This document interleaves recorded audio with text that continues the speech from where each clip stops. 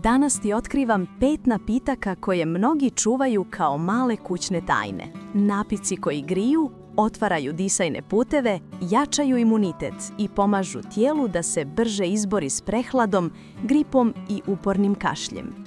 Ako voliš ovakav tip sadržaja i želiš još prirodnih recepata, trikova i provjerenih savjeta, obavezno pritisni like i pretplati se na kanal. Time podržavaš rad i pomažeš da ovakvi korisni videi stižu do još više ljudi.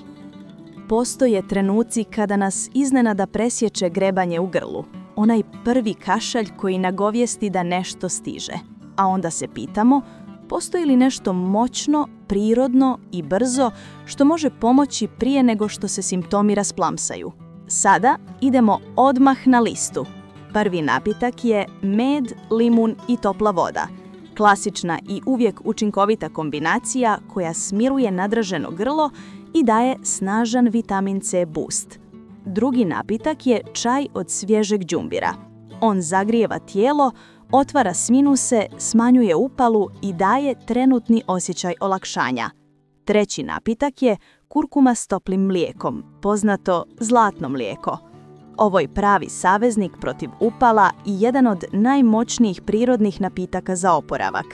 Četvrti napitak je majčina dušica, biljka koja smiruje i najtvrdokorni kašalj, olakšava disanje i pomaže izbacivanju sluzi.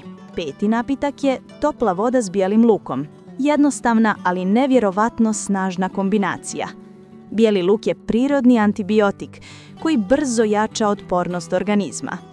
Ovi napici nisu zamjena za stručni savjet, ali mogu biti odlična prirodna prva pomoć kada se pojave simptomi.